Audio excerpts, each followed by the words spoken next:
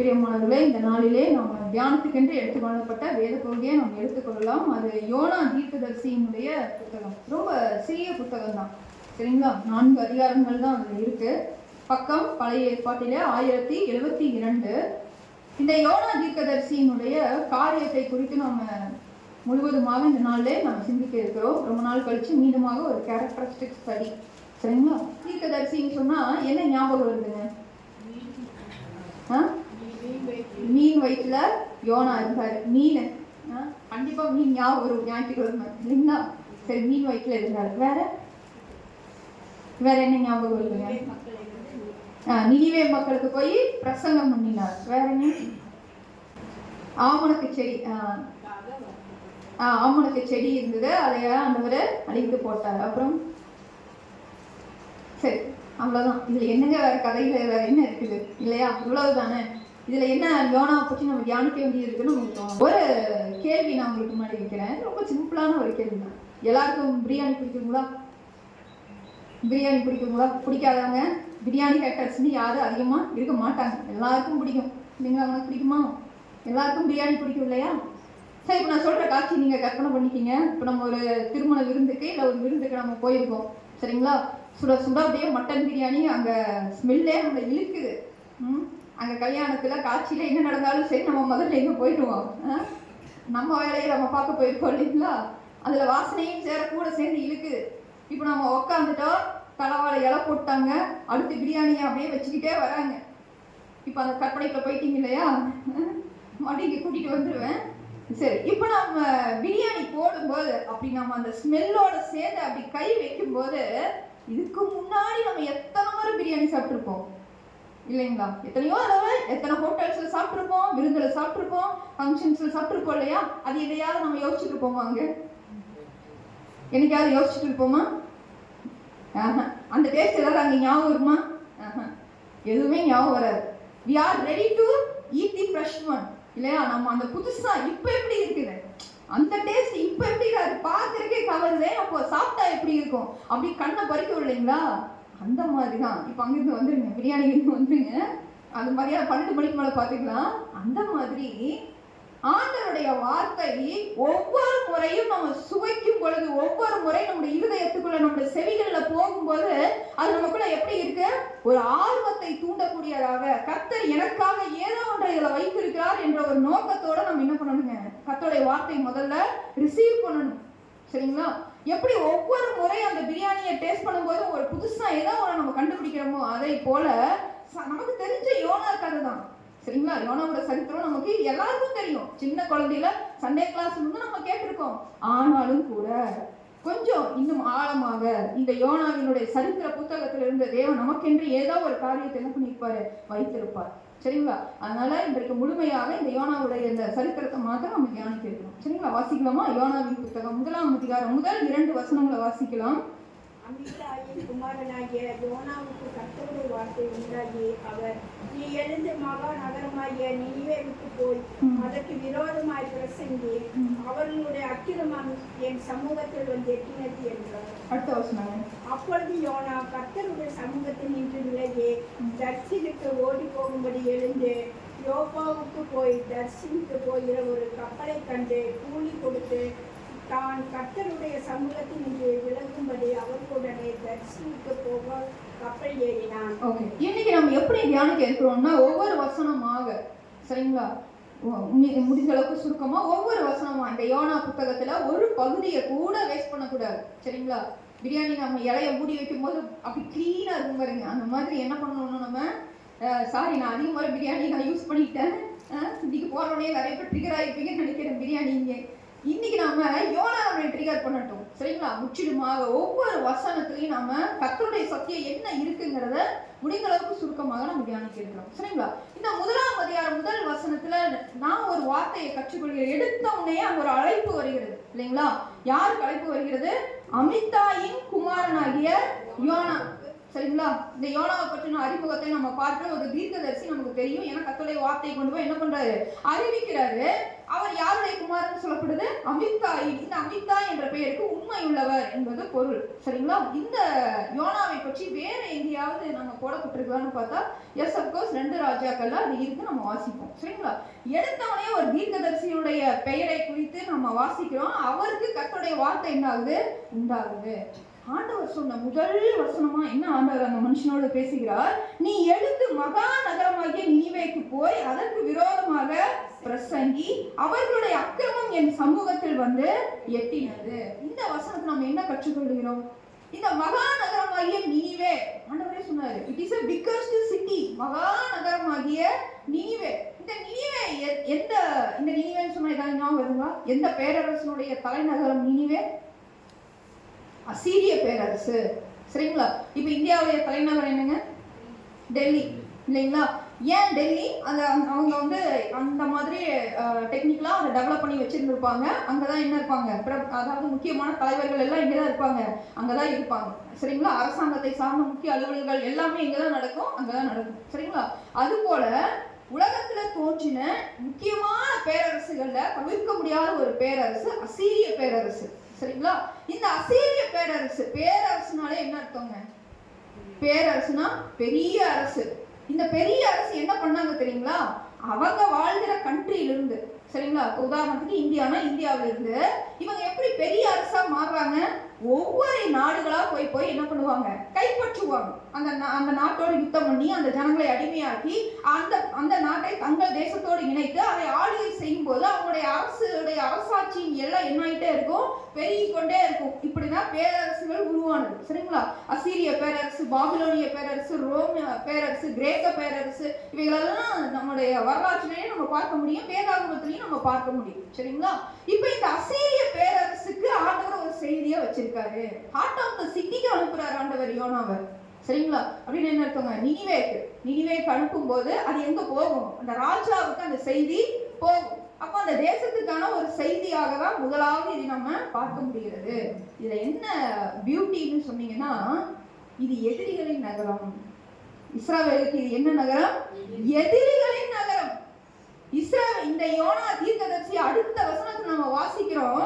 இந்த யோனா என்ன பண்றாரு? அப்பொழுது யோனா கர்த்தருடைய சமூகத்தில் நின்று விலகி. உலகத்திலேயே ஆண்டவர் நீ போப்பா, நீ போய் இந்த வேலையை செய்ய சொன்ன உடனே அது கீழ்படியாக போனது யாருதான்? யோனா தான். அப்படின்னு நீங்க நினைச்சுக்காதீங்க, நாமளும் தான். அவரோட கண்டினியூஷன், அவருடைய வாரிசுகள் தான் நாமெல்லாம். சரிங்களா? ஆண்டவர் தெளிவா, திட்டமும் தெளிவா இந்த வேலையை செய்வான்னு சொன்னோடைய திட்டமும் தெளிவா அதை நிராகரிச்சு வேற ஒரு திட்டம் போட்டு இவர் எங்க போறாருங்க? தர்ஷீஷுக்கு ஓடி போறாரு. ஆண்டவர் போக சொன்னது நினிவே. அதுக்கு நேர எதிரா இந்த வழியில நீ போப்பான்னு சொன்னா அப்படியாங்க கேட்டுட்டு அப்படியே நேர எதிரா அந்த வழியில போறாரு. அதுக்கு கூலி கொடுத்து, சரிங்களா, அதுக்கு அந்த ஊர்லயே இருந்திருக்கலாமான்னு எனக்கு தெரியல. அவர் இருந்த இடத்துலயே இருந்திருக்கலாம். ஏன் அந்த பயணத்தை மேற்கொண்டாருன்னு நமக்கு தெரியல. அது அந்த நாட்கள் என்ன நடந்தது நமக்கு தெரியாது. இங்க போற மாதிரி போயிட்டு, ஆண்டவருக்கு எல்லாமே தெரியும், இங்க போற மாதிரி போயிட்டு டிக்கெட் எடுத்து வேற ஊருக்கு ஓடிட்டு, வேற ஊருக்கு கப்பல் ஏறிட்டு. சரிங்களா? நம்ம யோசிக்கலாம், ஏன் ஆண்டவர் தானே சொன்னாரு, பேச சொன்னாரு, போய் பேச வேண்டியது தானே அப்படின்னு ஒரு கேள்வி இருக்கு. இப்ப என்ன பிரச்சனைனா, இப்ப நம்ம நாட்டுக்கு எதிரிகளா யாரும் இருக்கக்கூடாது. சரி, இப்போ ஒரு பாகிஸ்தான் நம்ம சும்மா ஒரு உதாரணத்துக்கு வச்சுக்கோங்க. இப்போ அவங்க நட்பு நாடாக கூட இருக்கலாம், நான் சும்மா சொல்றேன். ஒரு எதிரி நாடு இருக்குதுன்னு வச்சுக்கோங்களேன். அவங்க நம்ம மேல எப்போ பார்த்தாலும் போர் தொட்டுட்டே இருக்கிறாங்க, நம்ம அழிக்க வராங்க, நம்ம நல்லா இருக்கக்கூடாது, நம்ம ஜனங்களை அழிக்கணுங்கிற ஒரு எண்ணத்தோட இருக்கிறாங்க. அவங்க நல்லா இருக்கணுங்கிறதுக்காக, அந்த எதிரி தேசம் நல்லா இருக்கணுங்கிறதுக்காக ஆண்டவர் தம்முடைய மகனாகிய யோனாவை எடுத்து அனுப்பும் போது இவருக்கு மனசு வருமா போறதுக்கு? நீங்க யோசிச்சு பாருங்க. ஏன் அவர் போகலைன்னா, இந்த அசீரிய பேரரசு இந்த சம்பவத்தை நடக்கிறதுக்கு கொஞ்சம் முன்னாடினா என்ன நடந்திருக்குன்னா, இஸ்ரவேல் தேசம் கைப்பற்றப்பட்டது. அதாவது சமாரியாவோடு அசீரியர்களாலே முற்றுகை போடப்பட்டது. இந்த வரலாற்றை நம்ம புரிந்து கொள்ளணும்னா இன்னும் நல்லா நம்ம புரிந்து கொள்ளணும். இஸ்ரவேல் அப்படிங்கிற ஒரு தேசம் இருக்குது இல்லைங்களா? இஸ்ரவேல் தேசம் அது சாலமோன் ராஜாவுடைய மகன் ரெகெபியாமுக்கு பிறகு அந்த தேசம் எப்படி பகுக்கப்படுது? 2ஆக பகுக்கப்படுது. நான் அநேக முறை சொல்லியிருக்கேன், 2ஆக பகுக்கப்படுகிறது. சரிங்களா? வடதேசம், தென் தேசம். 12 கோத்திரங்கள்ல, மொத்தம் எத்தனை கோத்திரங்கள் இஸ்ரவேல்ல? 12 கோத்திரங்கள்ல 10 கோத்திரம் இஸ்ரவேலாகவும் 2 கோத்திரம் யூதாவாகவும் பிரியப்படுது. சரிங்களா? யூதா பென்யமீன் இந்த 2 கோத்திரம் மட்டும் ஒரு நாடா பிரிஞ்சுட்டாங்க. மீதி இருக்கிற 10 கோத்திரமும் ஒரு நாடா பிரிஞ்சுட்டாங்க. அது இஸ்ரவேல் தேசம், இது யூதா தேசம். இப்ப புரிஞ்சுக்கிட்டீங்களா? இப்ப இந்த இஸ்ரவேல் தேசம் என்ன பண்றாங்க? கொஞ்சம் கொஞ்சமா கடவுளை விட்டு விலகி விக்கிரக வழிபாடுக்குள்ள போய் ஆண்டவரை விட்டு முற்றிலுமாக பிரிஞ்சு போயிட்டாங்க. சரிங்களா?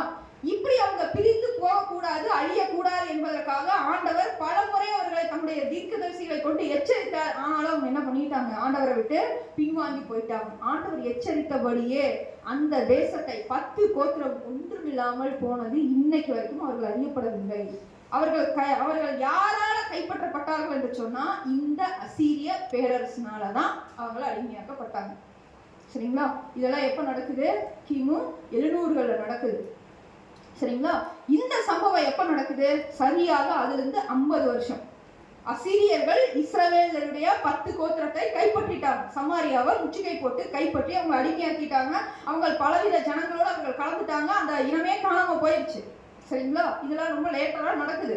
ஆனா இவங்க கைப்பற்றி வெறும் 50 வருடங்களுக்குள்ளாக கிமு 772 இருந்து 755க்குள்ளாக தான் இந்த சம்பவம் நடந்திருக்கு. இந்த சம்பவம் நடக்கும்போது அப்பொழுது அரசாண்ட அசீரிய மன்னனுடைய பெயர் வந்து 3ஆம் அசுரதன். சரிங்களா? அவர் அப்பதான் அவருடைய பீரியட்ல தான் இந்த சம்பவம் நடக்குது. சரிங்களா? இப்ப யோனா ஏன் விலகி ஓடுகிறார் என்பதற்கு முதல் காரணமா நீங்க புரிந்து கொள்ளணும். அது வந்து என்ன தேசம்?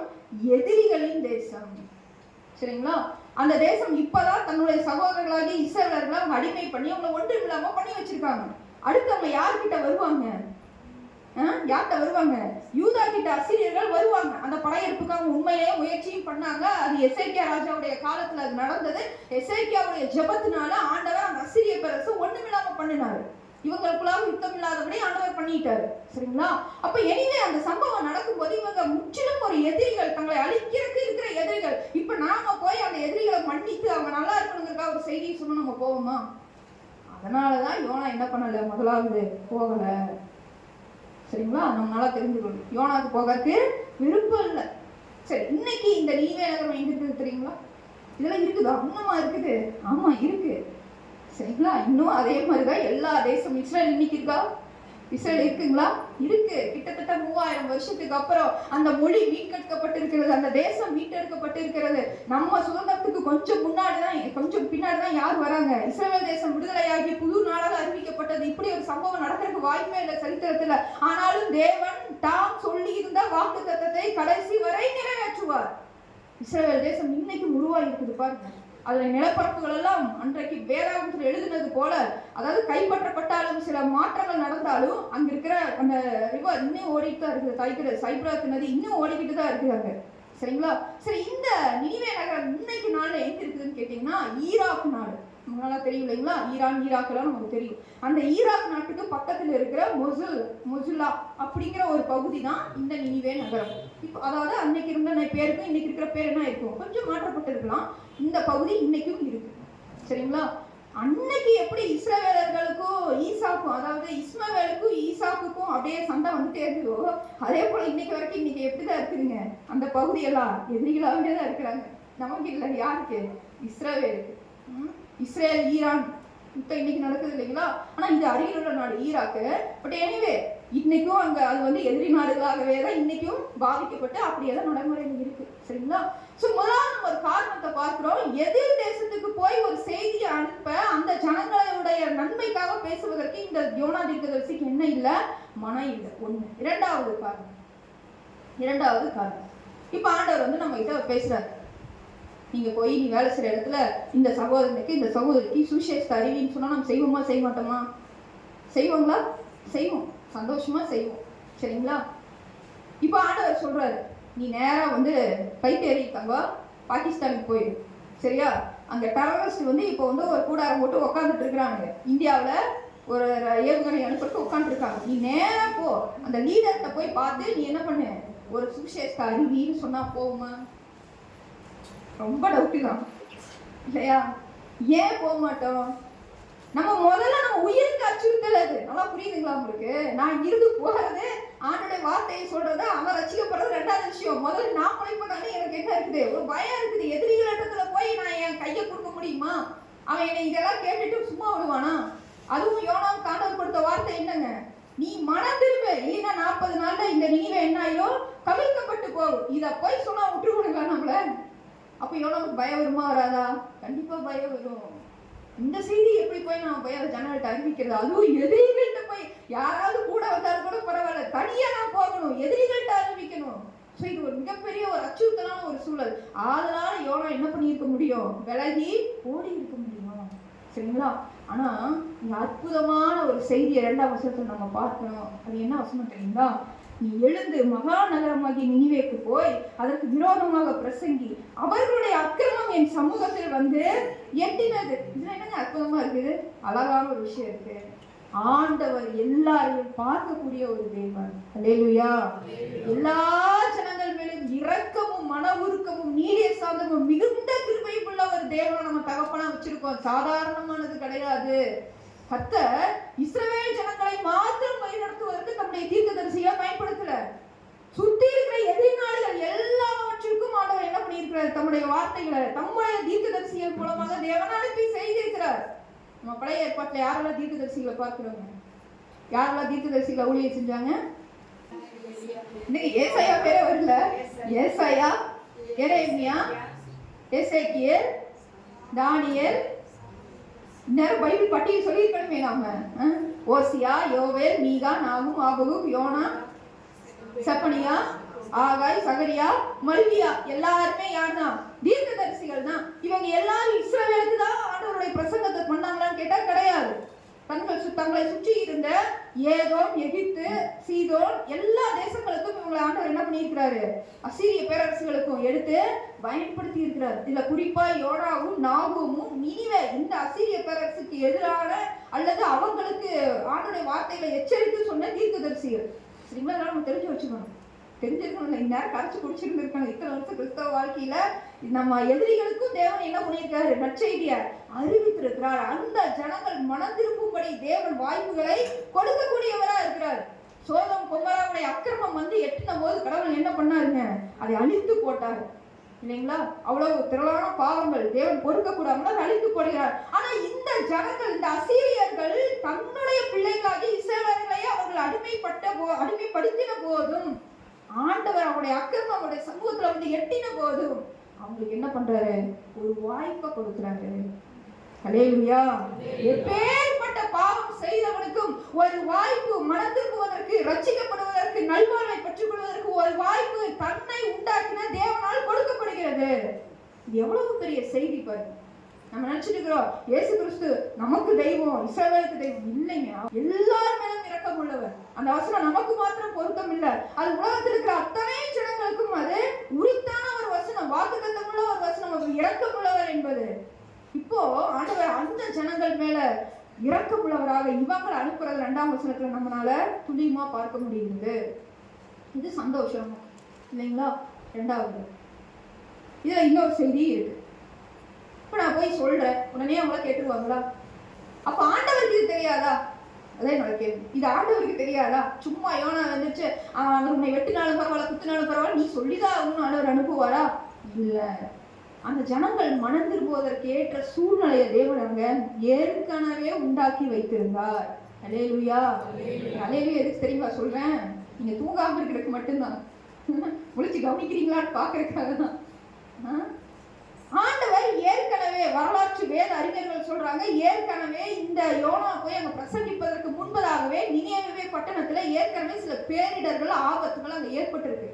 இயற்கை சூழல்னால சில விபத்துகள், ஆபத்துகள் ஏற்பட்டதுனால அந்த ஜனங்கள் ஏற்கனவே பயந்துருந்தாங்க. ஐயோ, நமக்கு ஆபத்து வருதே, நம்ம தேசத்துக்கு, நம்ம ஜனங்களுக்கு ஆபத்து வருது, நம்ம வாழ்வோமா, நம்ம பிள்ளைகள் பிழைக்குமான்னு ஏற்கனவே ஒரு பயத்தில் இருக்காங்க. ஏற்கனவே ஒரு வழிகாட்டுதலுக்கு, ஒரு அச்சுதல், ஒரு ஏதாவது ஒரு கைடன்ஸ்க்காக அங்க வெயிட் பண்ணிட்டு இருக்கும் போது யோனா போறாரு.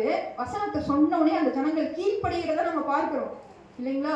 யாரோ ஒருத்தர் வந்து சொன்னா உடனே நம்ம உபவாசம் இருந்து ரெட்டு உடுத்தி கீழ்ப்படிவோமா? அப்படி கீழ்ப்படிவதற்கான ஒரு சூழ்நிலையை தேவன் என்ன பண்ணியிருக்கிறாரு? ஏற்கனவே அங்க உருவாக்கி வச்சிருக்கிறாரு. இது ஒரு காரணம். 2வது காரணமா என்ன சொல்றாங்கன்னா, யோனா போய் அந்த நினிவே நகரத்துக்கு பக்கத்துலதான் அந்த மீன் போய் கக்குது. பின்னாடி நம்ம பார்ப்போம். சரிங்களா? இந்த செய்தியெல்லாம் அவங்க கேள்விப்பட்டிருக்கலாம். ஒரு பெரிய மீன் வந்துச்சா, அது யோனாவை முழுங்குச்சா, அது கரையில கக்குச்சான். இந்த செய்தியெல்லாம் கேட்கும் போது எவ்வளவு ஆச்சரியமா இருக்குது. அது அவங்க இருதயத்தை கொஞ்சம் அசைத்திருக்கலாம். மூன்றாவது, இவர் தீர்க்கதரிசி நம்புவதற்கு அந்த சம்பவம் அவங்களுக்கு காரணமா இருந்திருக்கலாம். மூன்றாவது, ஒரு தீர்க்கதரிசி மூலமா கரெக்டா இந்த வார்த்தை சரியான நேரத்துல வருது அப்படின்னு அவங்க ஏற்றுக்கொள்வதற்கு தேவன் ஏற்கனவே அந்த ஜனத்தை என்ன பண்ணி வச்சிருந்தாரு? ஆயத்தம் பண்ணி வச்சிருந்தாரு. நல்லா புரிந்து கொள்ளுங்க. சரிங்களா? நம்ம புதிய ஏற்பாட்டில் ஆண்டவர் சொன்ன உண்மையை பார்க்குற ஒரு தகப்பனுக்கு ஒரு குமாரன் இருந்தான். 2 பேர் இருந்தாங்க. அந்த இளைய குமாரன் என்ன பண்ணா? சொத்தையெல்லாம் அப்பாட்டேருந்து பிரித்து அதை கொண்டு போய் ஊதாரித்தனமா செலவு பண்ணி அவன் எல்லாவற்றையும் இழந்த பின்பு புத்தி தெளியுது. நிறைய பேருக்கு அப்பதான் என்ன ஆகும்? புத்தி தெளியும். அப்பாவாவது தெளிச்சிட்டாலும் பரவாயில்ல. புத்தி தெளிந்த போது அந்த சூழ்நிலைகள் அவன் என்ன பண்ணி இருந்தது? மாற வைத்திருந்தது. பிரியமானவர்களே, நல்லா புரிந்து கொள்ள, நம்ம வாழ்க்கையில தாழ்வு காலம்னு ஒண்ணு இருக்கு, வாழ்வு காலம்னு ஒண்ணு இருக்கு. வசனம் சொல்லுது, நீ தாழ்வு காலத்துல சிந்தனை செய். நீதிமொழிகளை நம்ம பார்க்கிறோம். தாழ்வு காலத்துல என்ன பண்ணு? சிந்தனை பண்ணு. ஏன் உனக்கு நேரிட்டது? இந்த பிரச்சனை எதனால வந்தது? ஒருவேளை நான் ஆண்டவர்கிட்ட இருந்து பின்வாங்கி போயிட்டானா நீ மீண்டும் திரும்ப. இதை சொல்வதற்காக நமக்கு அந்த பிரச்சனை நம்ம வாழ்க்கையில வந்திருக்கலாம். அதே போல ஒரு பிரச்சனை இங்க நினிவே மக்களுக்கு வந்திருக்கு. அவர்கள் சரியாக கர்த்தரை அறிந்து கொள்வதற்கு அவங்க பிரச்சனை எல்லாம் உதவியாக இருந்தது. அல்லேலூயா. அப்ப நம்ம வாழ்க்கையில வர பிரச்சனைகள் எல்லாம் நாம் கர்த்தரை அறிந்து கொள்வதற்கு உதவியாக இருக்கிறது. சரிங்களா? எதுவுமே வீணானவைகள் கிடையாது. நம்ம எவ்வளவு வசனம் பார்த்திருக்கோம்? நீங்க பயந்துருப்பீங்க, எனக்கு நல்லா தெரியும். 3 வசனம் தான் பார்த்திருக்கோம். பயப்படாதீங்க, இதுக்கப்புறம் ஸ்டோரி தான் கடகரை நம்ம போயிடும். சரிங்களா? இப்ப நம்ம பார்க்கிறோம், கர்த்தருடைய சமூகத்தை விட்டு விலகி இவர் எங்க போயிட்டாரு? தர்ஷீஷுக்கு போக கப்பல் ஏறினார். இது வரைக்கும் நம்ம வாசிச்சோம். 4-5 வாசிக்கலாம். கர்த்தர் சமுத்திரத்தின் மேல் பெரும் காற்றை வரவிட்டார். அதனால் கடலிலே கப்பல் உடைந்தது என்று நினைக்கத்தக்க பெரிய கொந்தளிப்பு உண்டாயிற்று. அப்பொழுது கப்பல்காரர் பயந்து அவனவன் தன் தேவனை நோக்கி வேண்டுதல் செய்து பாரத்தை லேசாக்கும்படிக்கு கப்பலில் இருந்த சரக்குகளை சமுத்திரத்தில் எரிந்து விட்டார்கள்.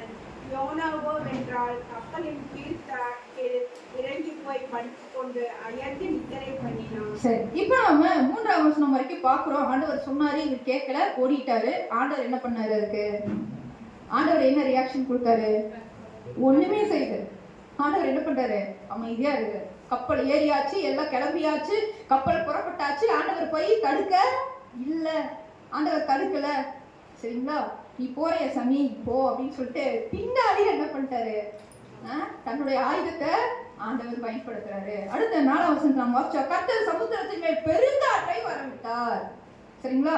அதனால கடலிலே கப்பல் உடையும் என்று நினைக்கத்தக்க பெரிய கொந்தளிப்பு. நீங்க நல்லா புரிந்து கொள்ளுங்க. நம்ம வச்சிருக்கிற மாதிரி டைட்டானிக் கப்பல் அதுவே முழுகி போச்சு. அந்த டெக்னாலஜி எல்லாம் அந்த காலத்துல இல்ல.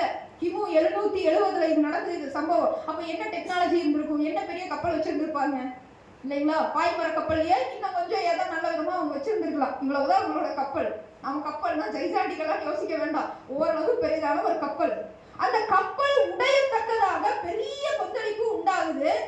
அங்க இருக்கிற 5ஆம் வசனத்துல பார்க்கிறோம். அப்பொழுது கப்பல்காரர் பயந்து பயப்படுறாங்க. என்ன பண்ணாங்க தெரியுங்களா? பாரத்தை லேசாகும்படி கப்பலில் இருந்த சரக்குகளை சமுத்திரத்திலே எரிந்து விட்டார்கள். இப்ப நான் உங்களை ஒரு கேள்வி கேட்கிறேன். கடவுள் யோனாவை தர்ஷீஷுக்கு போனான். இங்க வரல, நீவேக்கு போகல, தர்ஷீஷுக்கு போனான். அதை தடுக்கணும்னு ஆண்டவர் நினைச்சிருந்தா எங்க தடுக்கணும்? கப்பல்ல ஏறக்கு முன்னாடியே கைய புடிச்சு இழுத்து தடுத்திருக்கணுமா இல்லையா? அது என்ன அவனை போக விட்டு பின்னாடி அடிக்கிறது? இது நியாயமா? நீங்க சொல்லுங்க, இது நியாயமா? கடவுள் இப்படி செய்யலாமா? இவன் பண்ண தப்புக்கு கப்பல் இருந்தா என்னங்க பண்ணுவான்? நீங்க யோசிச்சு அவரு மிகவும் பயந்து, அவங்களுக்கு உயிர் பயம் வரும் இல்லையா? ஐயோ நம்ம செத்துருவோமோ மிகவும் பயந்து கப்பல் இருந்த சரக்குகளை என்ன பண்றாங்க? கடல்ல வீசுறாங்க. தூக்கி வீசுறாங்கன்னா யாருக்கு நட்டம்? யோனாக்கு கிடையாது. யாருக்கு நட்டங்க? கப்பல்காரருக்கு. இப்ப நீங்க சொல்லுங்க, நம்ம ஆண்டவர் செஞ்சது நியாயமா?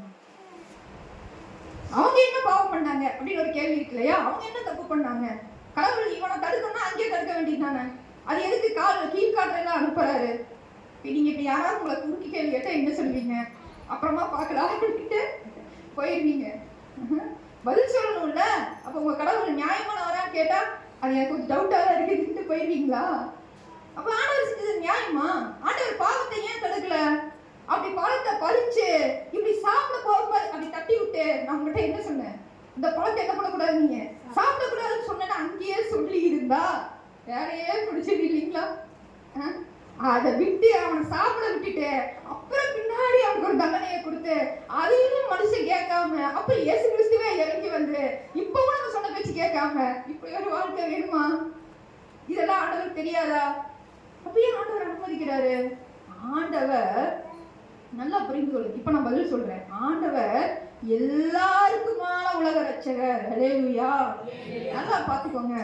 ஆண்டவர் அங்க என்ன பண்றாரு, அந்த வசனத்தை பாருங்க. அப்பொழுது 5ஆம் வசனம், கற்பக்காரர் பயந்து அவனவன் தன் தன் தேவனை நோக்கி வேண்டுதல் செய்து. இப்ப எல்லாரும் எங்க ஜெபம் பண்றாங்க?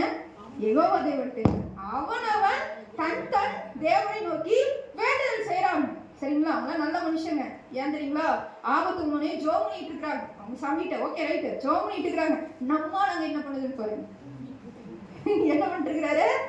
யோ வந்ததே ஒன்னாலதான் மனசாட்சி இருக்கா? நீ என்ன பண்ற?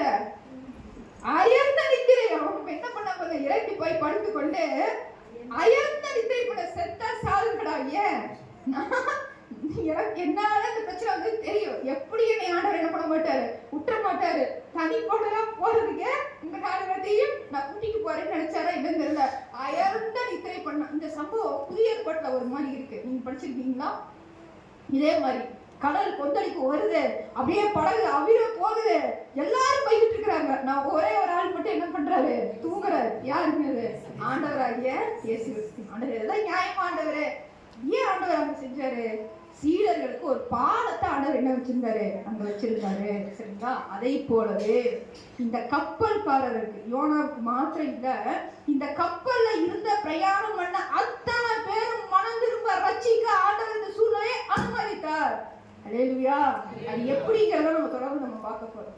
அது வரைக்கும் தன் தேவனை நோக்கி ஜெபம் நம்மளுடைய இருதயத்தை தேவன் எப்படி மாத்துறாரு, எப்படி ரட்சிப்புகளை கொண்டு வராருங்கிறத நம்ம இனி நம்ம பார்க்க போறோம். அற்புதமான ஒரு சம்பவம். இந்த சூழ்நிலை சாதாரணமா அந்த கப்பல்காரருடைய வாழ்க்கையில வரல, அது தேவனாலதான் உண்டானது.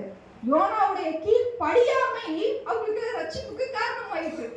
ஆச்சரியமா இருக்குது பாருங்க. அப்ப கீழ்படிச்சா எத்தனை தாண்டவ ரட்சிக்கலாம் இல்லைங்களா? இதேதான் ஆண்டவர் நம்ம இடத்துலயே எதிர்பார்க்கிறார். நீ கீழ் படிச்சாலும் சரி, பழகினாலும் சரி, ஒன்றை வச்சு நான் என்ன பண்ணணுமோ அதெல்லாம் பண்ணிடுவேன். ஆண்டவர்கிட்ட நிறைய பிளான் இருக்கு. ஆனா நாம நினைக்கிற மாதிரி இல்லை. இந்த மாமரத்துல எத்தனை கல்லு எத்தனை அடி நம்ம அடிச்சிருப்போம். யோசிச்சு பாருங்க. நமக்கு வந்து அந்த குறிப்பா ஒரு பழத்தை 2 பழத்தை, ஒரு கல்லுல 2 மாங்காய் நம்மளுக்கு அடிக்க தெரியும். ஆண்டவர் எப்படி தெரியுங்களா? ஆண்டவர் நினைச்சா ஒரு உழுக்குனாருன்னா மொத்த பழமும் என்ன ஆயிடும்? ஒன்னும் இல்லாம கீழே விழுந்துரும். ஒன்னும் பிடி இருக்காது. நம்ம ஆண்டவர் அப்படிப்பட்டவர்.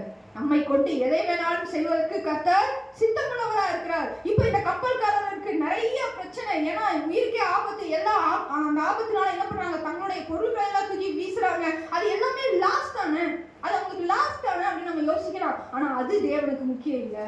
நல்லா புரிந்து கொள்ளுங்க. ஆண்டவர் உபதேசம் பண்ணுவதற்காக போனார். பிரசங்கம் பண்ண அவர் போற வழியில ஒரு கல்லறையிலிருந்து ஒரு மனுஷன் ஓடி வரான். ஆண்டவர் போயிட்டு இருக்கிற வழியில அவன் தான் குறுக்க வரான். ஓடி வந்து ஆண்டவருடைய பாதத்துல விழுகிறான். அவனுக்குள்ள எத்தனை பிசாசு இருந்தது? எத்தனை பிசாசு இருந்ததுங்க? எனக்கு மறந்துட்டீங்க. லேகியோன். ஆயிரக்கணக்கான பிசாசு ஒரு மனுஷனுக்குள்ள. அவன் என்ன அவன்கிட்ட ஸ்பெஷல் இருக்குதுன்னு தெரியல. இத்தனை பிசாசு என்ன பண்ணுது? ஒரு மனுஷனுக்குள்ள இருக்குது. ஒண்ணு இருந்தாலே ஆட்டம் தாக்க முடியாது. இத்தனை பிசாசு அவனுக்குள்ள இருக்குது. ஆண்டவர் அந்த வழியா போகும்போது அந்த பிசாசுகள் வந்து வேண்டிக் கொள்ளுது, எங்களை தோத்தாதுங்க. தோத்ததான் போறாரு தெரிஞ்ச உடனே எங்களை அந்த பன்றி கூட்டத்துக்குள்ள என்ன பண்ணுங்க, அனுப்பி விடுங்கன்னு கதை படிச்சிருக்கீங்க இல்லையா? பன்றி கூட்டத்துக்குள்ள எங்களை அனுப்பி விடுங்கன்னு பிசாசுக்கு ஜெபம் பண்ணுங்க. வாழ்க்கையிலேயே ஆண்டவர் பிசாசோட ஜெபத்துக்கு என்ன பண்றாரு? பதில் கொடுக்கிறாரு. பிசாசுக்கு ஜெபத்துக்கே பதில் கொடுப்பாருன்னா நமக்கு கொடுக்க மாட்டாராங்க. பிசாசோட ஜெபத்துக்கு ஆண்டவர் சரி ஓகே போய்க்கோ அப்படிங்கிறாரு. உடனே அந்த பிசாசுகள் எல்லாம் அந்த பன்றிக்குள்ள போனோடனே என்ன நடந்துச்சுங்க? பன்றியெல்லாம் என்னாச்சு? போய் கடல்ல விழுந்து செத்து போச்சு. அந்த பன்றி கூட்டத்தை மேய்த்தவங்க எல்லாம் ஓடி போய் ஊருக்குள்ள செய்தி சொல்றாங்க. எல்லாரும் ஓடி வந்து இயேசுசாமி காலில் வந்து கும்பிட்டாங்களா கேட்டா இல்ல, தயவு செஞ்சு ஊரை விட்டு ஓடி இருந்தாங்க. ஏசப்பா என்ன தெரியுமா? நீங்க டீசெண்டா எழுதிருக்கோம், நீங்க போய் பாருங்க. எங்கள் எல்லைகளை விட்டு நீங்க கடந்து போகும்படிக்கு இயேசுவா கேட்டுக்கொண்டாங்க. ஏன் தெரியுமா? அங்க நஷ்டம் வந்திருக்குது. அந்த பிசாசு பிடிச்சவன் பொழைச்சா என்ன, பொழைக்காட்டி எங்களுக்கு என்ன? எங்க பண்ணி போச்சு, எங்களுக்கு இத்தனை நஷ்டமாயிடுச்சு. அப்போ ரட்சிக்கப்பட்ட ஒரு மனுஷனை குறித்த ஒரு சந்தோஷம், ஒரு மனுஷன் வாழ்வடைந்து இருக்கானே, அவன் இதுவரைக்கும் இருந்த பிரச்சனை இருந்தவன் மீண்டு இருக்கானா, அந்த சந்தோஷம் மந்திரிகளுக்காக பரிதவித்தார். நல்லா புரிந்து கொள்ளுங்க, ரட்சிப்பு இலவசம், ரட்சிப்பு கர்த்தருடையது. பட் நாம ரட்சிப்புக்கு என்ன பண்ணணும்? ஒரு விலையை கொடுக்கணும், ஒரு விலை கிரயத்தை கொடுக்கணும். அந்த ரட்சிப்பை அனுபவிப்பதற்கு, அந்த ரட்சிப்பின் அனுபவத்தை புரிந்து கொள்வதற்கு, அதை மற்றவர்களுக்கு கொண்டு சேர்ப்பதற்கு நான் உழைக்கணும், நான் கொடுக்கணும், ஒரு விலை கிரயத்தை செய்யணும். இந்த கப்பல்காரர் கொடுத்த விளைக்கிற என்ன தெரியுங்களா? அவங்களுடைய சரக்குகளை எல்லாம் போட்டாங்க, அந்த சூழ்நிலை எதிர்கொண்டாங்க. அவர்களுடைய ஜெபத்தை ஆண்டவர் உண்மையிலேயே கேட்டார். அவங்க தேவனத்தை ஜெபம் பண்ணதா தெரிஞ்சது, ஆனா உண்மையிலேயே அந்த ஜெபத்தை கர்த்தர் கேட்டு அவர்களுக்கு நன்மை செய்ய அவங்க உயிரை ஆண்டவர் காப்பாத்துறாரு. இயேசு கிறிஸ்துவுக்கும் யோனாவுக்கும் ஒரு சில ஒற்றுமை இருக்கு. ஆண்டவரே தன்னை யார் கூட ஒப்பிட்டார் தெரியுங்களா? எந்த தீர்க்கதரிசியோட ஆண்டவர் தன்னை ஒப்பிட்டாரு? யோனா கூட. வேற எந்த தீர்க்கதரிசி கூட ஆண்டவர் தன்னை ஒப்பிடல, யோனா கூட ஒப்பிட்டார். யோனா எப்படி இராப்பகல் 3 நாள் எங்க இருக்கணும்? மீனுடைய வயிற்றில் இருக்கிறது போல ஆண்டவர் என்ன பண்ணணும்? 3 நாள் மனுஷகுமாரன் கல்லறையில இருக்கணும். இவர் இருட்டறையில, தகப்பன் வந்து கல்லறையில. யோனா வந்து அயர்ந்து நித்திரை பண்ணினா ஆண்டவர் என்ன பண்ணாரு? கப்பலோட கீழ்த்தத்துல போய் அயர்ந்து நித்திரை பண்ணினாரு. இவன் யோனா வந்து அந்த 3 நாள்ல இருந்து வெளியில வந்தது, மீன்ல இருந்து வெளியில வந்தாரு. உயிர் திறந்ததுக்கு சமமா இல்லைங்களா? ஏசுசாமி உயிர் திறந்த பிறகு என்ன பண்ணாரு தெரியுங்களா? மீனை சுட்டு பொறிச்சு கொடுத்துட்டு இருந்தாரு. நிறைய ஒற்றுமை இருக்கு இயேசு கிறிஸ்துவுக்கும் யோனாவுக்கும். 40 நாட்கள் அவர் போய் பிரசங்கம் பண்ணாரு. 40 நாட்கள் ஆண்டவர் என்ன பண்ணாருங்க? உபவாசம் செஞ்சாரு. நிறைய ஒற்றுமை இருக்கு, சரிங்களா? இப்ப நம்ம அடுத்த வசனத்துக்குள்ள வாசிக்கலாம். அப்பொழுது மாலுமி 6ஆம் வசனத்துல இருந்து வாசிக்கலாம். இதுல இருந்து ரொம்ப வேகமா நம்ம போயிடுவோம். அப்பொழுது மாலுமி அவன் நீ நித்திரை பண்ணுகிறது என்ன? எழுந்திருந்து உன் தேவனை நோக்கி வேண்டிக்கொள், நாம் அழிந்து போகாத படிக்கே சுவாமி ஒருவேளை நம்மை நினைத்தருவார் என்றார். அவர்கள் யார் நிமித்தம் இந்த ஆபத்து நமக்கு நேரிட்டது என்று நாம் அறியும்படிக்கு சீட்டு போடுவோம் வாருங்கள் என்று ஒருவரோடு ஒருவர் சொல்லிக்கொண்டு சீட்டு போட்டார்கள். யோனானின் பேருக்கு சீட்டு விழுந்தது. அப்பொழுது அவர்கள் அவனை நோக்கி, யார் நிமித்தம் இந்த ஆபத்து நமக்கு நேரிட்டது என்று நீ எங்களுக்கு சொல்ல வேண்டும். உன் மொழி என்ன? நீ எங்கே? தொழில் என்ன? நீ எங்கே இருந்து வருகிறாய்? நீ என்ன ஜாதியான் என்று கேட்டார்கள். அதற்கு அவன், நான் எபிரேயன், சமுத்திரத்தையும் பூமியையும் உண்டாக்கின பரலோகத்தின் தேவனாகிய கர்த்தர் இடத்தில் பயபக்தி உள்ளவன் என்றான். இப்ப 6ஆம் வசனத்துல நம்ம வாசிக்கிறோம். மாலுமி அவனிடத்துல, இப்ப கப்பலுடைய தலைவர், சரிங்களா? எல்லாரும் சாக போறாங்க, இருக்கிறவெல்லாம் போட்டுட்டாங்க. ஆனாலும் கொந்தாள் பின்னாகல, அடங்கல. ஏன்னா யோனா உள்ளுக்குள்ள இருக்கிறாரு. அப்படி இருக்கிற வரைக்கும், சில ஆள் இருக்கிற வரைக்கும் பிரச்சனை இருந்துகிட்டே தான் இருக்கும். அந்த ஆளை வெளியே தள்ளினா மட்டும்தான் பிரச்சனை என்னாகும், நம்மள விட்டு போகும். நீ என்னதானு சொன்னேன், வெளியே யாருன்னு நீ கேட்காதீங்க, சும்மா சொல்றேன், சரிங்களா? இப்போ இந்த மாலுமி நித்திரை பண்ற அவனை எழுப்பி, நீ எந்திரிச்சு நீயே ஜோம் பண்ணு, நம்ம எல்லாம் அழிந்து போகாதபடிக்கு சாமி என்ன பண்ணுவாரு? காப்பாத்துவாரு அப்படின்னு சொல்லிட்டு அங்கிருந்த ஒரு வழக்கம், அந்த நாட்கள் இருந்த வழக்கம். யாருனால இந்த பிரச்சனை வந்ததுன்னு பாக்குறதுக்கு என்ன பண்றாங்க? சீட்டு போடுறாங்க. இதெல்லாம் நடக்கணும்னு தெரிஞ்சுதான் ஆண்டவர் என்ன பண்ணாரு? சீட்டை யோனா பேர்ல உழ வைக்கிறதுக்கு தான் இந்த புயல் காத்தையும் ஆண்டவர் அனுப்பிச்சாரு. அப்ப சீட்டு யாரோட பேருக்கு விழுகுது? யோனா பேருக்கு விழுந்தது. அப்பதான் அவங்க அவன்கிட்ட கேட்கறாங்க. அது வரைக்கும் அவனை பத்தி அவங்க விசாரிக்கவே இல்லை, காசை வந்து உள்ள விட்டுட்டாங்க. இப்பதான் கேட்கறாங்க, நீ எங்க இருந்து வர? உன் தொழில் என்ன? நீ என்ன என்ன பாருங்க, ஆண்டவரே ஜாதியை பாக்குறாரு. அப்படிதானுங்க? அப்ப நாம பாக்குறது தப்பு இல்லை, அப்படிதானே? பார்த்தீங்களா? எந்த கேள்விக்கும் பதில் சொல்ல மாட்டேங்கிறீங்க. ஜாதி பார்க்க கூடவே கூடாது. அந்த வார்த்தையை நான் மெதுவா சொல்றேன். அந்த ஜாதின்னு எழுதுனது வந்து என்ன சொல்றது, அந்த மாதிரி ஜாதி கிடையாது. ஜாதி எங்கதான் இருக்கு தெரியுங்களா? இந்தியாவில் மட்டும்தான் இருக்குது. நீங்க ஃபாரின் போனோட எங்க ஜாதி ஏதாவது இருக்கா? இல்ல, யாரும் என்ன பண்றது இல்ல, ஜாதியெல்லாம் பாக்குறது இல்ல. அங்க ஆனா பெண்ணா படிச்சவனா இல்லையா, இவ்வளவுதான். அங்க பிரிவுகள் தான் இருக்குது, ஜாதிகள்னு கிடையவே கிடையாது. அப்ப ஆண்டவரே இங்க ஜாதி எழுதி வச்சிருக்காரு. இது மக்கள் இன கூட்டம் என்பதை அந்த நாள் அப்படி என்ன பண்ணிட்டாங்க? மொழிபெயர்த்துட்டாங்க. அன்றைக்கு என்னைக்குமே ஆபிரகாமை பின்பற்றி ஒரு மக்கள் கூட்டம் இருந்தது பாத்தீங்களா? அது போல ஒரு பெரிய தலைவர் இருப்பாரு, அவரை பின்பற்றி ஒரு மக்கள் கூட்டம் இருக்கும். அவரை கேட்டா அந்த பூர்வீகம், கலாச்சாரம் எல்லாமே புரிஞ்சிடும். அதுக்காக என்ன கேட்கிறாங்க? நீ எந்த மக்கள் கூட்டத்தை சேர்ந்தவன் அப்படிங்கறதுதான் அதுக்கு பதில், சரிங்களா? அதுக்கு அவன் என்ன சொல்றாரு? நான் எபிரேயன். சொன்ன பதில பாருங்களேன். நான் எபிரேயன், சமுத்திரத்தையும் பூமியை உண்டாக்கின பரலோகத்தின் தேவனாகிய கர்த்தரிடத்துல என்ன பண்ணுவாரா? பயபக்தி உள்ளவர். என்ன பண்ணிட்டு இருந்தாரு? எவச்சத்தா பரவாயில்லைன்னு தூக்கிட்டு இருக்கிறான். இங்க என்ன சொல்றாரு? நான் பயபக்தி உள்ளவன். அப்ப ஏன்டா இங்க வந்த அப்படின்னு ஒரு கேள்வி இருக்கு இல்லையா? நீதான் பயபக்தி உள்ளவன் தானே, உனக்கு ஆண்டவர் என்ன சொன்னாரோ இப்படி செய்ய வேண்டியது தானே? பயபக்தி உள்ளவன். அதோட ஆனா யோனா விட்டல, யோனா பின்னாடி ஒப்புக்கொள்கிறார். என்ன சொல்றாரு தெரியுங்களா? அவன் கர்த்தருடைய சமூகத்திலிருந்து விலகி ஓடி போகிறவன் என்று தங்களுக்கு அறிவித்தன அந்த மனுஷன் மிகவும் பயந்து அவனை நோக்கி, ஏன் இதை செய்த? நான் ஆண்டவர் எனக்கு ஒரு வேலை கொடுத்தாரு, நான் அதை வேண்டாம்னு சொல்லி ஓடிக்கிட்டு இருக்கேன். உண்மையை சொல்றாரு. இந்த சூழ்நிலையில அவன் நினைச்ச மறைச்சிருக்க முடியும், ஏதோ ஒன்று பண்ண முடியும். ஆனா அவர் என்ன பண்றாரு? உண்மையில பயபக்தி உள்ள ஒரு தீர்க்கதரிசி உண்மையை சொல்றாரு. உடனே அவங்க என்ன கேட்கிறாங்க? பின்னும் சமுத்திரம் அதிகமாய் கொந்தளித்துக் கொண்டிருந்தபடியால் அவர்கள் அவனை நோக்கி, சமுத்திரம் நமக்கு அமரும்படி நாங்கள் உனக்கு என்ன செய்ய வேண்டும்? அதற்கு அவன், நீங்கள் என்னை எடுத்து சமுத்திரத்திலே போட்டு விடுங்கள், அப்பொழுது சமுத்திரம் உங்களுக்கு அமர்ந்திருக்கும். என் நிமித்தம் இந்த பெரிய கொந்தளிப்பு உங்கள் மேல் வந்தது என்பதை நான் அறிவேன். உண்மையிலேயே நல்ல மனுஷன். என்ன சொல்றாரு பாருங்க. நாமளா இருந்தா அதை நம்ம விட்டு கொடுப்போமா? என்னை தூக்கி கடவுளை போடுங்கன்னு நாமளே நம்ம வாயால சொல்லுவோமா? இவ்வளோ பெரிய பிரச்சனை என்னாலதான் உங்களுக்கு வந்துச்சு, நான் போய் அயர்ந்து நித்திரை பண்ணா பார்த்தியா, அது தவறு. நீங்க எல்லாம் அந்த உயிர் பயம் உங்களுக்கு வர்றதுக்கு காரணம் நான் தான். தயவு செஞ்சு நீங்க என்ன பண்ணிருங்க, நீங்க தூக்கி கடவுளை போட்டுருங்க, அப்பனா உங்களுக்கு பிரச்சனை வராதுன்னு அவரே ஒப்புக்கொள்றாரு. ஆனாலும் இந்த யோனா எந்த அளவுக்கு நல்ல குணத்தை நம்ம பார்க்கிறோமோ அதை விட நல்ல குணத்தை அந்த கப்பல்காரரிடத்துல நம்ம பார்க்க முடியாது. அவர் என்ன பண்றாங்க பாருங்க. அந்த மனுஷர் கரை சேரும்படி வேகமாய் கண்டுபிடித்தார்கள், ஆனாலும் சமுத்திரம் வெகு மும்முரமாய் கொந்தளித்துக் கொண்டே இருந்தபடியால் அவர்களால் கூடாமல் போயிட்டு. உடனே அவங்க எடுத்து யோனாவை போடல. என்ன பண்றாங்க?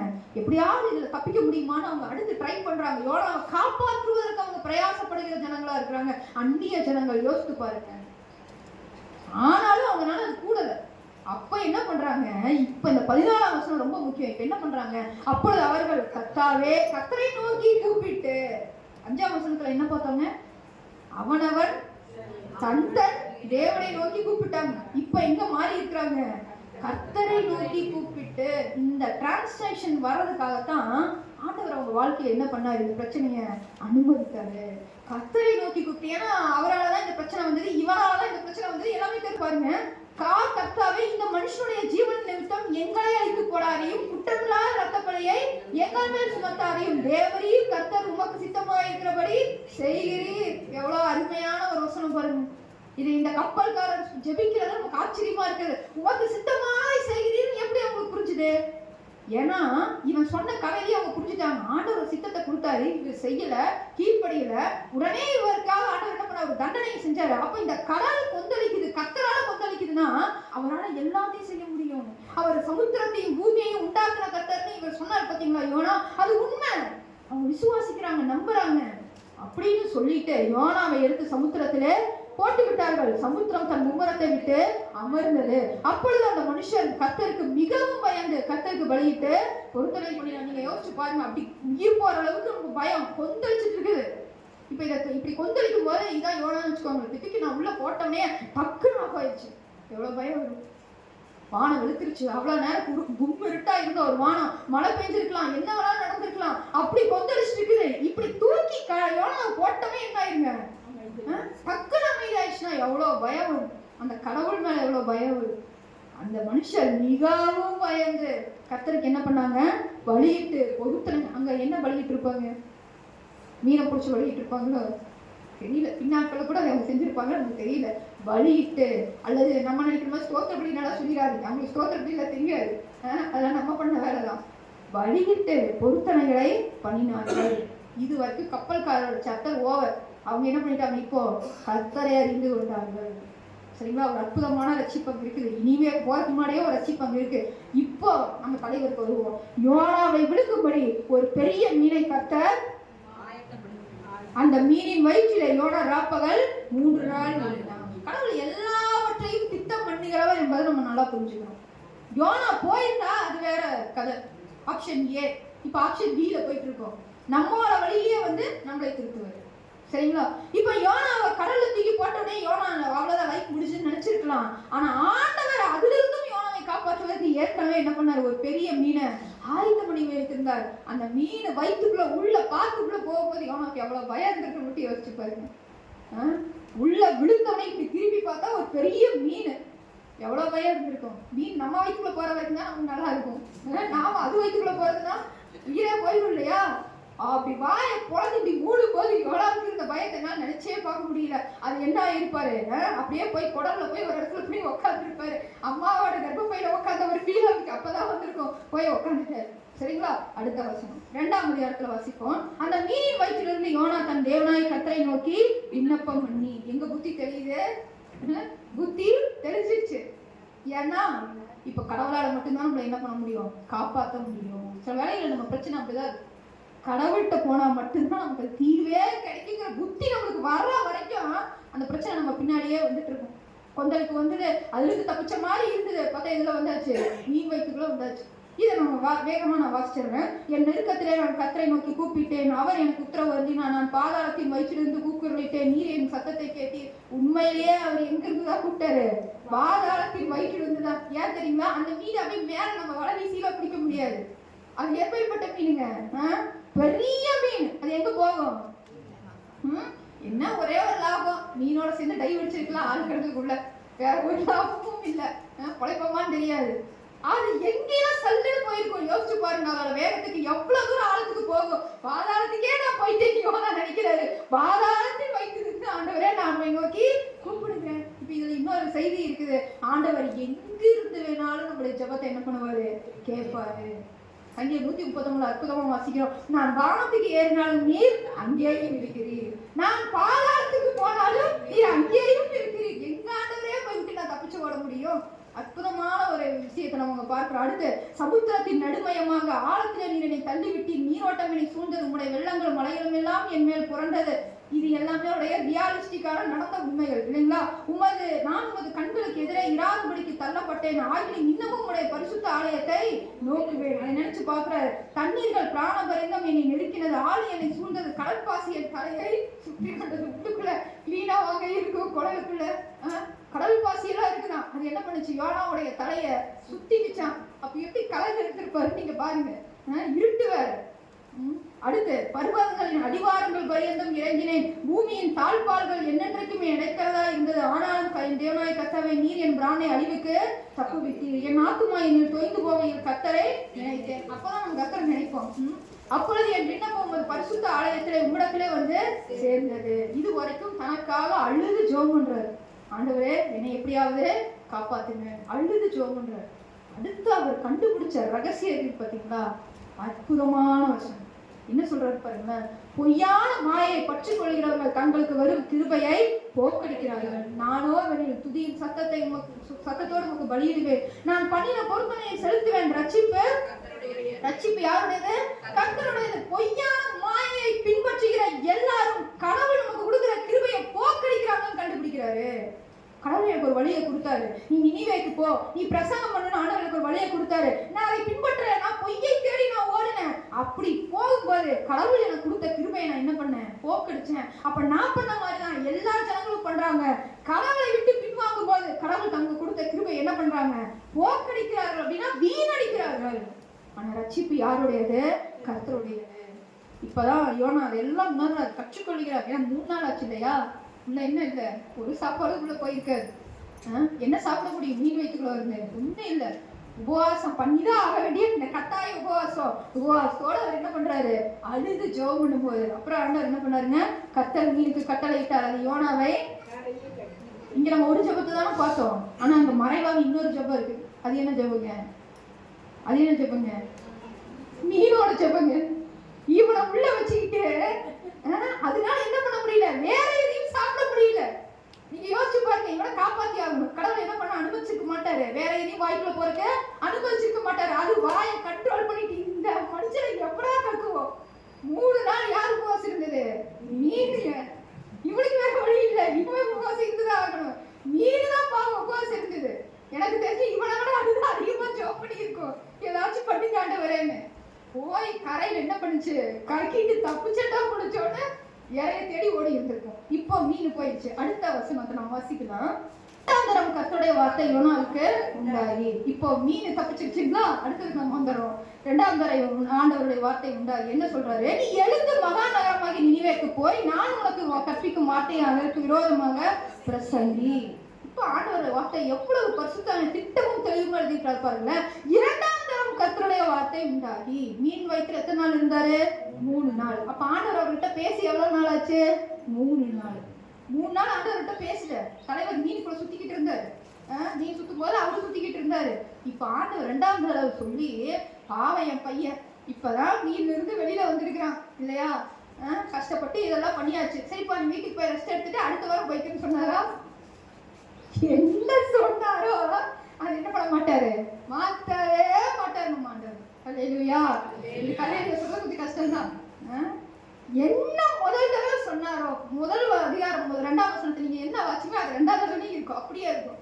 நீ எழுந்து நீ சாப்பிட்ட பண்ணுங்கிறது 2ஆவது விஷயம். சரியா? இப்ப நீ எழுந்து என்ன பண்ணு, நினிவேக்கு போ. இது மாதிரியே போயிருந்துருக்கலாமா? ஆனா முதல்ல போலினாலும் ஒரு நன்மை அங்க நடந்தது. கப்பல்காரர் கத்தரை எழுந்து கொள்ளக்கூடிய ஒரு நன்மை அங்க நடந்தது. இப்ப ஆண்டவர் சொல்ற நீ எழுந்து நினிவேக்கு போய் அதுக்கு விரோதமாய் பிரசங்கி அப்படின்னு சொல்றாரு. இப்ப யோனா கீழ்ப்படிவாரா? கீழ்ப்படிய மாட்டாரா? கண்டிப்பா கீழ்ப்படிவார் இல்லையா? நம்ம விழுந்த அடி அந்த மாதிரி கண்டிப்பா கீழ்ப்படிவார். எழுந்து கர்த்தருடைய வார்த்தையின்படியே, அது அழகா போட்டிருக்கு, கர்த்தருடைய வார்த்தையின்படியே நினிவேக்கு போனா. நினிவே 3 நாள் பிரயாணம் விஸ்தாரமான மகா பெரிய நகரமா, மகா பெரிய city. It is a biggest city. அதுல 3 நாள் நடக்கணும். அப்பெல்லாம் அதிகமான நடைப்பயணங்கள் தான் இல்லைங்களா? அப்போ நடந்து அந்த நகரத்தை கடக்கணும்னா 3 நாள் ஆகுமா நடந்து கடக்கிறதுக்கு. அவ்வளோ பெரிய சிட்டி சரிங்களா? அதுல யோனா நகரத்தில் பிரவேசித்து 1 நாள் பிரயாணம் பண்ணி, சரியா 3 நாள் ஆகும். யோனா எத்தனை நாள் டிராவல் பண்றாரு? 1 நாள். 1 நாள் நடந்தா என்ன வந்துடும்? சென்டர் ஆஃப் த சிட்டி வந்துடும். நல்லா புரிஞ்சுக்கோங்க சரிங்களா? 3 நாள்கள் பெருசு. நடுவில் போகணும்னா 1 நாள் பிரயாணம் பண்றாரு. ஏன்? சென்டர் ஆஃப் த சிட்டியில தான் யார் இருப்பாங்க? சிட்டியில ராஜாவுக்கு சீக்கிரம் போய் நியூஸ் சேரும். அதுக்காக என்ன பண்றாரு ஆண்டவர்? அங்க போக சொல்றாரு. 1 நாள் பிரயாணம் பண்ணி இன்னும் 40 நாள் உண்டு, அப்பொழுது நினிவே கவிழ்க்கப்பட்டு போகும். கொஞ்சம் வேற ஒண்ணுமே சொல்லி ஒண்ணுதான் சொல்றாரு. உடனே அப்பொழுது நினிவே ஜனங்கள் தேவனை விசுவாசித்து உபவாசம் செய்யும்படி கூறினார்கள். பெரியார் முதல் சிறியார் மட்டும் ரட்டுடுத்திக் கொண்டார்கள். நல்லா புரிந்து கொள்ளுங்க, அது மன்னராட்சி. மன்னராட்சியில ஒரு விஷயம் நடக்கணும், ஒரு கட்டளை வரணும்னா அது யார்கிட்ட இருந்து வரணும்? ராஜா கிட்ட இருந்து வரணும், மன்னர் கிட்ட இருந்து வரணும். ஆனா இங்க இருக்கிற ஜனங்களுடைய இருதயம் எந்த அளவுக்கு பாதிக்கப்பட்டிருந்தா மன்னருடைய கட்டளைக்கு கூட அவங்க வெயிட் பண்ணல. உடனே என்ன பண்றாங்க? அந்த செய்தியை கேட்கும் பொழுது உபவாசம் இருந்து ரட்டுடுத்தி கொண்டு சிறியார் முதல் பெரியார் வரைக்கும் உபவாசத்துல இருக்கிறாங்க. இந்த செய்தி நினிவேயின் ராஜாவுக்கு எட்டுது. அங்கங்க ஜனங்கள் உபவாசம் இருக்கிறாங்கிற செய்தி நினிவே ராஜாவுக்கு பின்னாடிதான் போகுது. அதை கேட்ட போது அவரும் மனம் திரும்பி எல்லாரும் என்ன பண்ணுங்க, தன் சிங்காசனத்தை விட்டு எழுந்து தான் உடுத்திருந்த உடுப்பை கலட்டி போட்டு ரட்டை உடுத்தி கொண்டு சாம்பலிலே உட்கார்ந்தான். இந்த ராஜா பேர் என்ன சொன்னாங்க? 3ஆம் அசுரதன். இப்படி ஒரு எதிரி நாட்டு ராஜாவை நம்ம பார்க்க முடியாது. தன் ஜனங்கள் வீணா போயிடக்கூடாது. தன் பேர் பெருமைக்காக ஜனங்களையே விட்டு கொடுத்து அழிவுக்குள்ள போறோம் எத்தனையோ ராஜாக்கள் இருக்கிறாங்க. ஆனா இந்த ராஜாவை நம்ம பார்க்கிற நல்ல மனுஷன். எனக்கு தெரிஞ்சு யோனாவை தவிர எல்லாருமே நல்லா தான் தெரியுறாங்க. நினிவேவுக்கு போன அந்த ராஜா எதிரி நாட்டு ராஜா, அவன் கர்த்தருடைய வார்த்தைக்கு அப்படியே கீழ்ப்படியதை பார்க்கிறோம். அவன் கம்பட்டம் போட்டு சொல்றான். மேலும் ராஜா தானும் தன் பிரதானிகளும் நிர்ணயம் பண்ண கட்டளையாக நினிவேயில் இருக்கும் மனுஷரெல்லாம் மிருகங்களும் ஆடுகளும் ஒன்றும் ருசி பாராதிருக்கவும் மேயாமலும் தண்ணீர் குடியாமலும் இருக்கவும் மனுஷரும் மிருகங்களுக்கும் ரட்டினால் மூடிக்கொண்டு தேவனை நோக்கி உரத்த சுத்தமாய் கூப்பிடவும் அவரவர் தம் தம் பொல்லாத வழியும் தம் கையில் உள்ள கொடுமையை விட்டு திரும்பவும் கடவுள். இப்படி ஒரு கட்டளைய ஒரு பிரதானமா என்ன பண்றாரு? அறிவிக்கிறாரு. இப்ப எல்லாரும் கீழ்ப்படுகிறாங்க. நமக்கே பார்க்கறதுக்கு நல்லா தெரியுங்களா?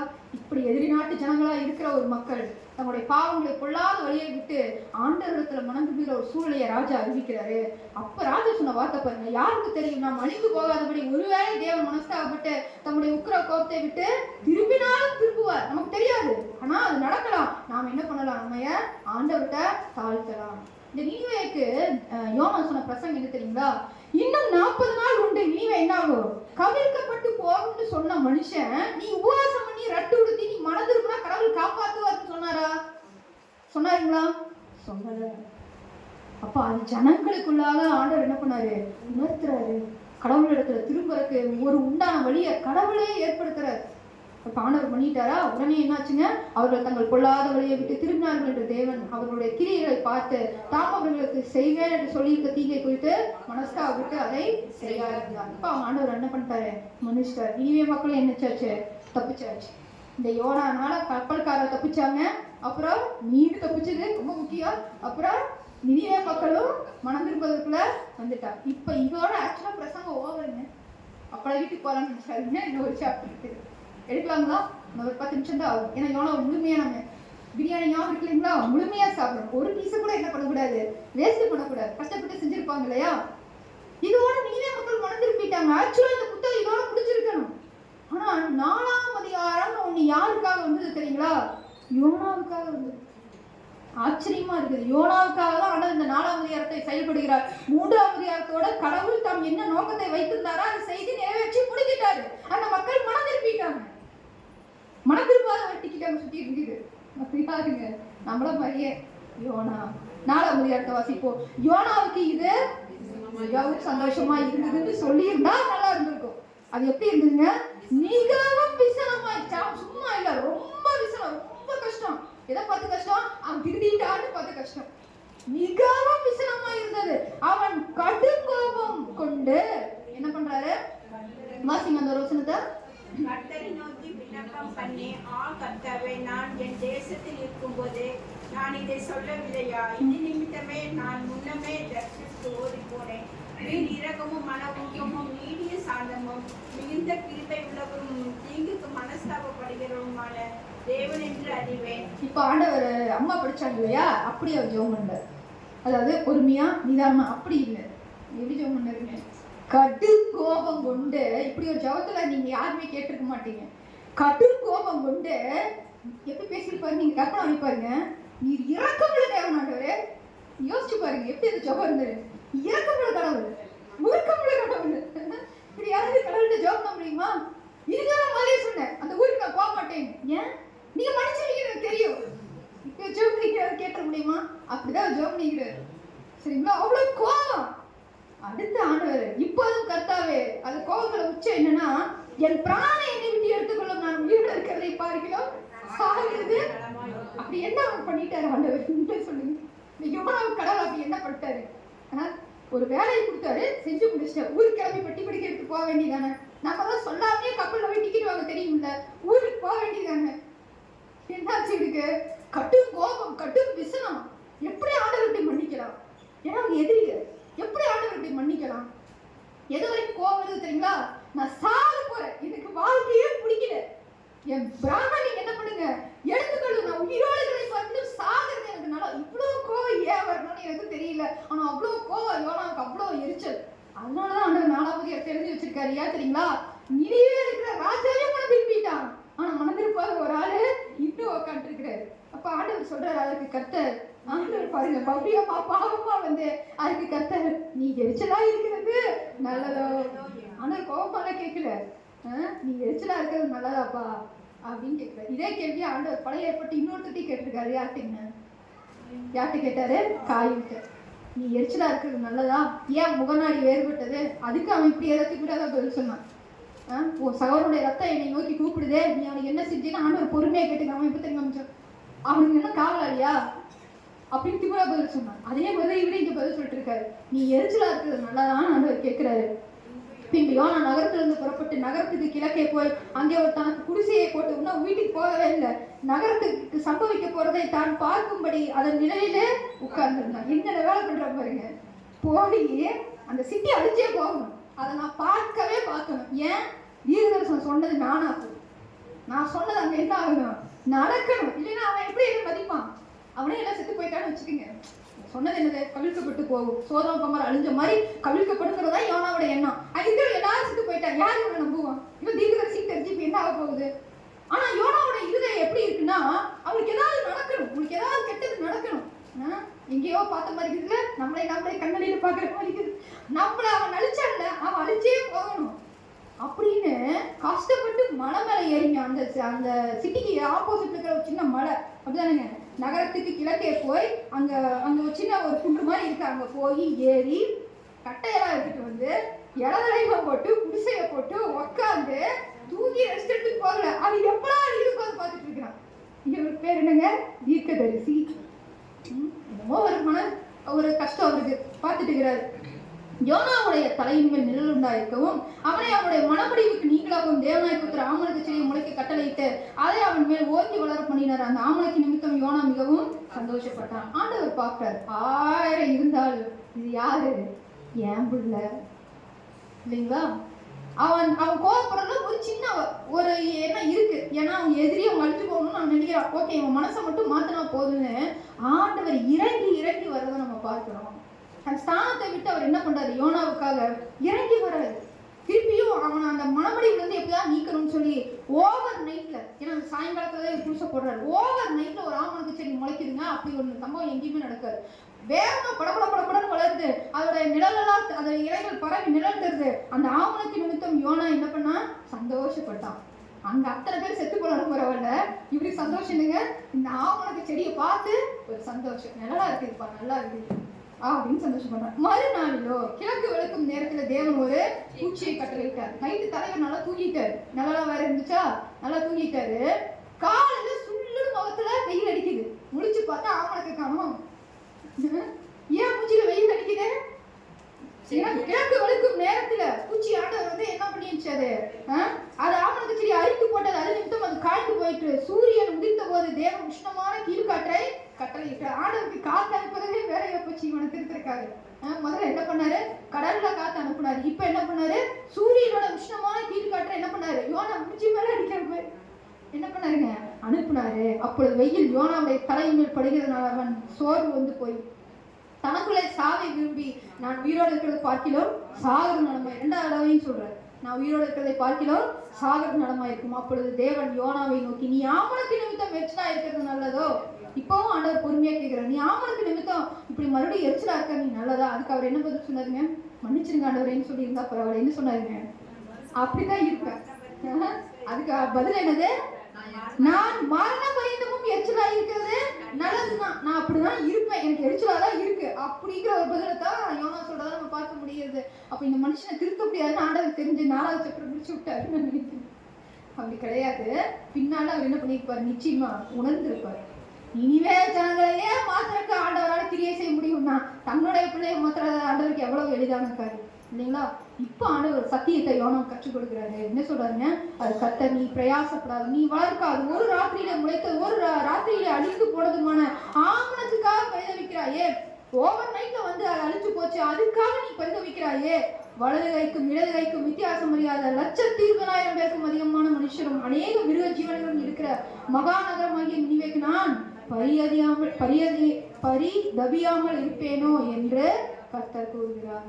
யோசிச்சு பாருங்க, தேவன் எவ்வளவு இரக்கமுள்ளவரா இருந்ததுனால கடைசி வரைக்கும் ஆண்டவர் யோனாவையும் அழிக்கல. இல்லைங்களா? அழிப்பேன்னு ஆரம்பிச்ச இந்த அதிகாரங்கள் எங்க இல்லை, யாருக்குமே அழிவை கொடுக்கல. என்னாச்சுங்க? யோனாவுக்கு மனம் திரும்புவதற்காக ஆண்டவர் சத்தியத்தை விளக்கி சொல்றாரு. ஒரு செடிக்கே உனக்கு இவ்வளவு பரிதவிப்பு உனக்கு இருக்கு, ஐயோ அது நல்லா இருந்தது, அது வாடி போச்சே உனக்கு பரிதவிப்பு இருக்கு. இத்தனை ஜனங்கள் இருக்காங்களே, 1,10,000 20,000 அதிகமான ஜனங்கள் இருக்கிறாங்களே, மிருக ஜீவன்கள். ஆண்டவர் பாருங்களேன் அழகா சொல்றாரு, அவர் எல்லாற்று மேலையும் இரக்கம் உள்ளவர். அநேக மிருக ஜீவன்களும் இருக்கிற அந்த உயிரினங்களும் அதுவும் ஆண்டவர் நோக்கி தானே கூப்பிடும். இத்தனை மேல இருக்கிற ஒரு ஜனங்களை நான் அழிக்கிறதுக்கு நான் பரிதவியாமல் இருப்பனா இல்லையோனா இதை நீ புரிஞ்சுக்கோ அப்படின்னு ஆண்டவர் என்ன பண்றாரு? போதிக்கிறாரு. நினிவே மக்கள் மனம் திரும்ப ஆண்டவர் யாரை பயன்படுத்தினாரு? யோனாவை. யோனாவை மனம் திரும்ப செய்ய ஆண்டவர் யாரெல்லாம் பயன்படுத்தினாரு? கடல், கொந்தளிப்பு, கீழ்காற்று, கப்பல்காரரு, அதுக்கப்புறங்க மீன், ஆமணக்கு செடி, பூச்சி, சூரியன், அதுக்கப்புறம் சூரியனோட உஷ்ணமான கீழ்காற்று. இத்தனை ஐட்டத்தை ஆண்டவர் பயன்படுத்த வேண்டியதா இருக்கு. சிந்திச்சு பாருங்க, தேவன் என்ன செய்யறாரு? நம்முடைய ரட்சிப்புக்காக எவ்வளவு பிரயாசங்களை வேண்டுமானாலும் செய்கிறதற்கு ஆண்டவர் ஆயத்தமுள்ள ஒரு தேவனா இருக்கிறாரு. இந்த யோனாவுடைய பகுதியை முழுமையா நம்ம தியானித்து இருக்கிறோம் கர்த்தருடைய கிருபையினால. இது நிச்சயமா உங்களுக்கு பிரயோஜனத்தை தந்திருக்கும்னு நான் நினைக்கிறேன். நல்லா நம்ம கற்றுக்கொள்ள வேண்டிய பாடம், யோனாவிலிருந்து கற்றுக்கொள்ள வேண்டிய பாடம் என்னன்னா, எல்லா சூழ்நிலையிலும் நம்ம என்ன பண்ணணும்? கர்த்தரிடத்துல திரும்பணும். அவரை விட்டு பின்தாங்கி நம்ம வேற வழியில போனாலும் நமக்கு வாய்க்காது. கர்த்தர் ஒரு வார்த்தையை சொல்லி இருக்க, அதற்கு கீழ்ப்படிவதை விட வேற ஒன்றை பெட்டர் நம்ம சூஸ் பண்ணோம்னா அது நமக்கு அழிவை தான் கொண்டு வந்து தரும். இது முதல் பாடம். 2வது பாடம், எல்லா வேலையும் தேவன் இப்படிப்பட்டவரா இருக்காரு. அவரே ஜெபம் பண்ணாரு, நீ இரக்கமும் முழு மன உருக்கமும் நீடிய சாந்தமும் மிகுந்த கிருபையும் உள்ள ஒரு தேவன். அவர் எதிரிகளை மன்னிக்க கூடியவர். பழைய ஏற்பாட்டில் நம்ம பார்க்கிறோம், அத்தனை யுத்தங்கள்ல ஆண்டவரே எதிரிகளை அழிக்கிறத நம்ம பார்க்கிறோம். ஆனா அதை ஆண்டவர் விரும்பி செஞ்சிருப்பாரானா? இல்ல. ஆண்டவர் என்ன செய்யறாருங்க? எல்லாரும் மனம் திரும்ப, எல்லாரும் ரட்சிக்கப்படுவதற்கு தேவன் ஆவலுள்ள ஒருத்தரா இருக்கிறார். அதற்காக தம்முடைய பிள்ளைகளை ஆண்டவர் எடுத்து என்ன பயன்படுறாரு? பயன்படுத்துகிறார். இதே இடத்துல யோனாவுடைய இடத்துல ஆண்டவர் உங்களை என்னைய வச்சிருக்கிறாரு. எல்லாரையும் ரட்சிக்கும்பளவுக்கு தேவன் என்ன பண்றாரு? விருப்பம் உள்ளவரா இருக்கார். நீங்க அதுக்கு விட்டு கொடுத்தா ஆண்டவர் நேரடியா அதுக்கு பயன்படுத்துவார். விட்டு கொடுக்கலைன்னா உங்களை எப்படி தட்டணுமோ தட்டி பார்ப்பாரு. அதுக்கும் விட்டு கொடுக்கலைன்னா ஒருவேளை கடைசி வரைக்கும் நாம வளர்ந்துருந்தீங்கன்னா நம்முடைய அழிவிலிருந்து அவங்க செய்தி வரும், அவங்க வளர்ந்ததற்கான செய்தி வரும். நன்றாக புரிந்து கொள்ளுங்க. நம்ம யாருடைய கருத்துல இருக்கிறோம்? தேவனாகிய கர்த்தருடைய கருத்துல இருக்கிறோம். அது 100% உண்மை. இது மாற்றப்பட முடியாத ஒரு கருத்து. யோனாத்திலிருந்து தேவனிடத்தில் நம்ம கற்றுக்கொண்ட வார்த்தைகளுக்காக நம்ம கர்த்தரை சமூகத்தை நோக்கி பார்ப்போம். ஸ்தோத்திரம் ஆண்டவரே. மகா இரக்கமும் கிருபையும் ஆண்டவரே, தீங்குக்கு மனஸ்தாபப்படுகிறவரும் மன்னிக்க தயப்படுத்தவருமாய் இருக்கிற எங்கள் தேவனாகிய கர்த்தாவே, பரிசுத்த நாமத்தை நன்றியோடு கூட துதிக்கிறோம், ஸ்தோத்தரிக்கிறோம் சுவாமி. அப்பா, மெய்யாகவே நீர் எல்லாரையும் ரட்சிக்கிற தேவன், எங்கள் மேல் இரக்கமுள்ளவராய் இருக்கிறவர் சுவாமி. யோனாவுடைய ஜெபத்தை அப்பா மீனின் வயிற்றிலிருந்து கூட நீர் கேட்டீர் சுவாமி. கப்பல்காரனுடைய ஜெபத்தை நீர் கேட்டீர் சுவாமி. நினிவே ஜனங்களுடைய ஜெபத்தை நீர் கேட்டீர் சுவாமி. மெய்யாகவே நீர் எங்கள் ஜெபத்தை ஆண்டவரை கேட்கக்கூடியவராக, ஆண்டவரை விரும்புகிறவராக, எங்களுடைய ஆண்டவரை ஜெபங்களில் பிரியம் கொள்கிற தேவனாய் இருக்கிறீர். உமக்கு நாங்கள் நன்றி செலுத்துகிறோம் ஆண்டவரே. இந்த பரிசுத்த நாமத்தை ஆண்டவரை நாங்கள் பற்றி கொண்டு வாழ எங்களுக்கு கற்றுத்தாருங்க. யோனாவிலிருந்து நாங்கள் கற்றுக்கொண்ட பாடங்களை எங்கள் வாழ்க்கையில் நாங்கள் அப்பியாசப்படுத்த எங்களுக்கு உதவி செய்யணும். உங்களுடைய நாம மாத்திரம் எங்கள் வாழ்க்கையை மகிமைப்படட்டும் சுவாமி. எல்லா துதிகளும் மகிமையும் உமக்கு தருகிறோம். இப்ப இயேசு கிறிஸ்துவின் நாமத்தினாலே ஜெபிக்கிறோம் நல்ல பிதாவே, ஆமென்.